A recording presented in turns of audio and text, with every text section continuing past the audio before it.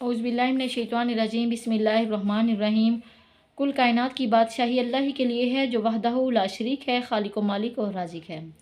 صلی اللہ علیہ وآلہ وسلم۔ لاکھوں کروڑوں درود پاک نبی پاک صلی اللہ علیہ وآلہ وسلم پر۔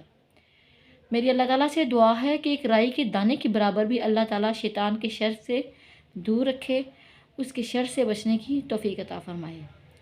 حضرت ابو ہریرہ رضی اللہ تعالیٰ عنہ سے روایت ہے کہ رسول اللہ صلی اللہ علیہ وآلہ وسلم نے فرمایا کہ بنی اسرائیل میں دو آدمی آپس میں ایک دوسرے کے بھائی بھائی بنے ہوئے تھے، جس میں سے ایک بہت نیک اور عبادت گزار تھا، دوسرا جو کہ وہ بہت گناہ کرتا تھا اور لگاتار گناہ میں مصروف رہتا تھا۔ عبادت گار ہر وقت اپنی عبادت میں مصروف رہتا تھا، اللہ کو راضی کرنے کی کوشش کرتا رہتا تھا۔ رسول اللہ صلی اللہ علیہ وسلم سے سنا صحابہ کرام نے کہ جو عبادت گزار تھا اس نے جب گناہ گار کو دیکھا اور اسے گناہ کرتے ہوئے دیکھ کر کہا کہ تم گناہ سے باز آ جاؤ۔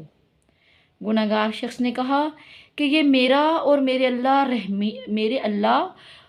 اللہ کریم رحمان کا معاملہ ہے۔ جو نیکی کرنے والا شخص تھا، عبادت گزار تھا، اس نے کہا کہ بے شک اللہ کی قسم اللہ تعالیٰ تجھے جہنم میں داخل کرے گا، یا اللہ تعالیٰ تجھے ہرگز جنت میں داخل نہیں کرے گا۔ اللہ تعالیٰ کے حکم سے دونوں کی وفات ہوگی، اللہ نے دونوں کی روح کو قبض کر لیا۔ وہ دونوں شخص اللہ دو جہاں کے بادشاہ کے ہاں پیش ہوئے۔ اللہ تعالیٰ نے اس شخص سے کہا، کیا جو میرے ہاتھ میں عبادت گار شخص کو رب نے بلایا اور پوچھا کہ جو میرے ہاتھ میں وقار و امر ہے، کیا اس پر تو طاقت رکھتا ہے، یا کیا تجھ کو علم ہے کہ میں کیسا ہوں؟ اللہ نے یہ بھی فرمایا کہ میرے متعلق کامل علم اور ادراک تو رکھتا تھا جو تو نے ایسے کہا۔ گناہ گار شخص سے اللہ مخاطب ہوا اور کہا کہ جا میری رحمت کے صدقے جنت میں چلا جا، اور جو عبادت گزار شخص تھا اس کے متعلق فرشتوں سے کہا کہ اسے آگ کی طرف لے جاؤ۔ رسول اللہ صلی اللہ علیہ وآلہ وسلم نے فرمایا کہ ایک رائی کے دانے کے برابر بھی جو تکبر کسی شخص کے اندر ہوگا وہ جنت میں نہ جا سکے گا، کیونکہ جو تکبر کیا جاتا ہے، علم پہ کیا جائے، اپنے اخلاق پہ کیا جائے، اپنی کسی بھی اعلیٰ ظرفی پر کیا جائے، اپنی ہزاروں سال کی عبادات پر کیا جائے، تکبر اللہ تعالیٰ کے ہاں بالکل بھی پسند نہیں ہے۔ اللہ رحمان ہے، کریم ہے، رحیم ہے، وہ عاجزی کو پسند فرماتا ہے۔ جیسے رسول اللہ صلی اللہ علیہ وآلہ وسلم نے فرمایا کہ تمام لوگ اللہ تعالیٰ کی رحمت کے صدقے، یعنی وہ رحمان ہے، اس کی رحمت کے صدقے ہی تمام لوگوں کی بخشش ہوگی۔ تو اپنی عبادات کا جو گھمنڈ ہے وہ ہرگز نہیں کرنا چاہیے، کیونکہ رسول اللہ صلی اللہ علیہ وآلہ وسلم نے فرمایا کہ اللہ ہی بہترین جانتا ہے۔ ایک اور روایت میں ہے کہ ایک شخص ایسا ہے جو روز قیامت اپنے بڑے اعمال، بڑی نیکیاں، بڑی نمازیں، بڑے حج، بڑی دعائیں، بڑی چیزیں لے کر اللہ کے ہاں حاضر ہوگا، بڑی باتیں اس کی ہوں گی، لیکن اللہ تعالیٰ فرشتوں کو حکم دے گا کہ اسے جہنم کی طرف لے جاؤ۔ پوچھا جائے گا کیوں یا رب، یہ تو بڑا معتبر انسان ہے، بڑا عبادت گزار انسان تھا۔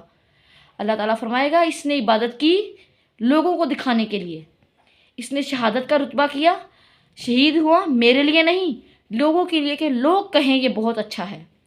اس نے دنیا میں جو بھی نیک عمل کیے اس لیے کیے کہ لوگ میری تعریف کریں، تو دنیا میں لوگوں نے اس کی تعریف بہت زیادہ کی، میرے ہاں اس کے لیے کچھ نہیں ہے۔ لہٰذا جو انسان عبادات کرتا ہے اس میں ایک رائی کے دانے کے برابر بھی اگر تکبر ہو تو اللہ کے ہاں وہ عبادت قبول نہیں ہوتی۔ اللہ جانے کون انسان کتنا نیک ہے۔ جیسے رسول اللہ صلی اللہ علیہ وآلہ وسلم نے فرمایا ایک حدیث میں کہ صحابہ کرام سے کہ میں آپ کو دکھاؤں ایک جہنمی شخص، وہ جو اللہ کی راہ میں جنگ لڑ رہا ہے، لوگوں سے، کفار و مشرکین سے جنگ لڑ رہا ہے، وہ جہنمی شخص ہے۔ ایک صحابی نے اس کا پیچھا کیا، دیکھا کہ وہ بہت لگاتار جنگ لڑی جا رہا ہے، کافروں سے بہت جنگ لڑ رہا ہے، اور آخر میں اس نے جب زیادہ تکلیف آئی تو اس نے یہ چاہا کہ میں جلدی مر جاؤں، مجھ سے تکلیف برداشت نہیں ہو رہی، تو اس نے خود کو تیر مارا، تلوار ماری اور مر گیا۔ رسول اللہ صلی اللہ علیہ وآلہ وسلم نے فرمایا یہ اس لیے جنگ لڑ رہا تھا کہ لوگ مجھے اچھا کہیں، یہ رب کی رضا کے لیے جنگ نہیں لڑ رہا تھا۔ اس لیے اللہ ہی بہترین جاننے والا ہے، وہ کہتا ہے کہ میں دلوں کے راز کو جاننے والا ہوں۔ اللہ جانتا ہے کہ کون انسان نیک ہے، کون بد ہے، کس کی عبادات قبول ہو رہی ہیں، کس کی عاجزی قبول ہو رہی ہے۔ تو کوئی بھی انسان اپنی کسی بھی چیز پر غرور نہیں کر سکتا، نہ اسے کرنا چاہیے۔ میری اللہ تعالیٰ سے دعا ہے کہ اللہ تعالیٰ شیطان کے شر سے بچنے کی توفیق دے، عاجز اور انکساری کے ساتھ رہنے کی توفیق دے۔ کسی بھی چیز کا گھمنڈ کر ہی نہیں سکتے، مٹی کے بنے ہوئے انسان ہیں، تمام چیزوں کا مالک و خالق اللہ ہے، اللہ ہی نے عطا کیا ہے، وہی دینے والا ہے، اور اسی کے ہاں ہم سب نے جمع ہونا ہے۔ عبادت ہو، علم ہو، دولت ہو، گھر ہو، اولاد ہو، یہ تمام چیزیں اللہ ہی کی طرف سے عطا ہے۔ اگر کوئی شخص بہت عبادت میں مصروف رہتا ہے تو اللہ ہی کی طرف سے وہ ہدایت کے رستے پر ہے۔ اگر کوئی گناہ کرتا ہے تو کیا پتہ وقت آخرت کوئی ایسی نیکی کر دے کہ اللہ تعالیٰ اس کے پچھلے سارے گناہ معاف کر دے۔ اس لیے کبھی کسی کو برا نہیں کہنا چاہیے، کیونکہ ایک برا شخص ہو سکتا ہے کہ اپنی آخری وقت پر کوئی ایسی بھلائی، ایسی نیکی کر دے کہ رب کے ہاں وہ بڑی مقبول ہو اور اس کے پچھلے سارے گناہ معاف کر دیے جائیں۔